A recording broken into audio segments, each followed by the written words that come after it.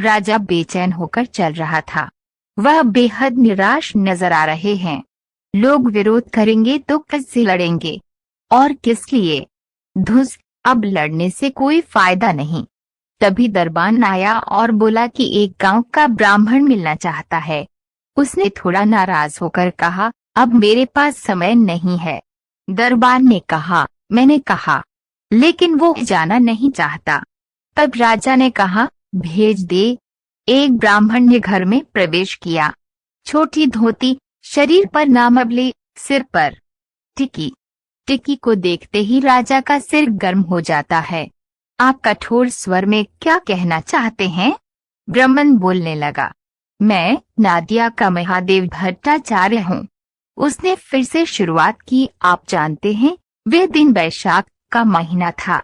अपना टोल से वापस आई और उसकी गोद में कूद गई। उसने मुझे पानी दिया, मुझे एक तौलिया दिया, मुझे हवा दी, मुझे पंखा बनाया, जितना उसे मेरी परवाह है। तभी उसकी माँ ने घर से फोन किया। उसने अंदर जाने के लिए कहा, लड़की 6 साल की है, आप इसे कब तक घर पर रखेंगे? दायित्व जो कानों को पड़ोस में छोड़ देता है। मैंने कहा, बर्तन कहाँ से लाऊं? मैं जिसके पास जाता हूँ कोई भी 1000 रुपए से कम नहीं लेगा। मंदिर फुसफुसाए, हर किसी का भाग्य एक जैसा नहीं होता, लेकिन जाति धर्म को रखना चाहिए। कल एक कुलीन ब्राह्मण नदी के किनारे आया। उम्र बहुत ज्यादा है, 80 के दशक में, लेकिन वंश ऊंचा है। उन्होंने अपनी बेटी को 50 रुपए में छुड़ाया। हमारे अपू को गौरी के हाथ में दे दो। मैं चिल्लाया, नहीं, ऐसा नहीं होगा, लेकिन मैं समाज के दबाव को समझता हूँ। दुनिया के दबाव को समझें। मैंने अपनी आप से बहुत लड़ाई की और अपू से शादी कर ली। लाल मिर्ची, आभूषण, आल्टा, सिंदूर में वह लड़की मेरी देवी की तरह लग रही थी। मैं कहूँगा कि वो कौन सा रूप है। शायद उस दिन पिता का ध्यान।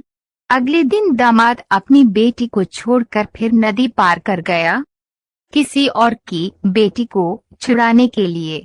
उन्होंने कहा कि वो अगले साल फिर आएंगे। हमारे पिता और बेटी का सुखी जीवन अच्छा चल रहा था। हर समय मेरे पीछे। सारे काम सीखे, खाना बनाना ही नहीं आता था। हाथों पर एक दिन छाले होने की क्या स्थिति है। मैंने उसकी माँ से कहा कि उसे खाना पकाने के लिए इस्तेमाल न करें, वह भूख से पीड़ित है। उस दिन कितनी खुश लड़की थी, कितना दुलार मुझे गले लगाता है। अश्विन का महीना चल रहा है, पूजो आ रहा है, साजो साजो रोब के चारों ओर। मैं बाजार से लड़की के लिए सारी लाल साड़ी और अलका ले आया। गोरी का मन फगुनाया है। उसने कहा है, मैं इन्हें कब पढ़ाऊंगा पिताजी, मुझे रानी की तरह लग रहा है, मुझे बताओ। मेरी आंखों में खुशी का पानी भर आया। जरूरतमंद परिवार में खुशी का ठिकाना नहीं रहा।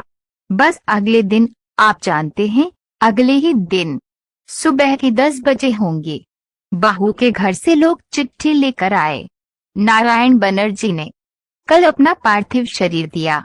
उन्होंने बेटी को उचित नियमानुसार सती करने का निर्देश दिया है। मुझे लगा कि मैं पत्र फाड़ दूंगा, लेकिन संवाददाता मेरे घर गांव के बुजुर्गों को सूचना देकर आ गया। कोई रास्ता नहीं था। तब राजा ने कहा। फिर मैंने लड़की को कपड़े पहनाए। नई लाल चली साड़ी, ज्वेलरी, आल्टा, सिंदूर। गर्ल उस दिन अनोखी है। गांव में त्योहार और ढोल बज रहे हैं। अयोरा उसके सिर पर सिंदूर लगा रही है, उसे अलता ले रही है, और वह खुद खुश है, सजे गुजे। घर में उनकी फेवरेट दही कन्फेक्शनरी भर गई है। तुम्हें पता है, वह मुझे खिलाने के लिए बहुत व्यस्त है। ब्राह्मण ने बोलना बंद कर दिया। उसने अपनी आंखें पोंछी और फिर से शुरू हो गया। वह समझ नहीं पा रहा था कि त्योहार क्या है। फिर खबर आई कि नदी के किनारे चीतों की व्यवस्था खत्म हो गई है। अभिजात वर्ग ने सती माता को दूर ले जाने का निर्देश दिया है।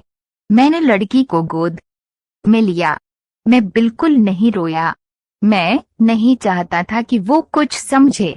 सारी औपचारिकताएं चिता ने ही पूरी की। लड़की सब हैरान थी। हॉल तेंदुआ आग पर।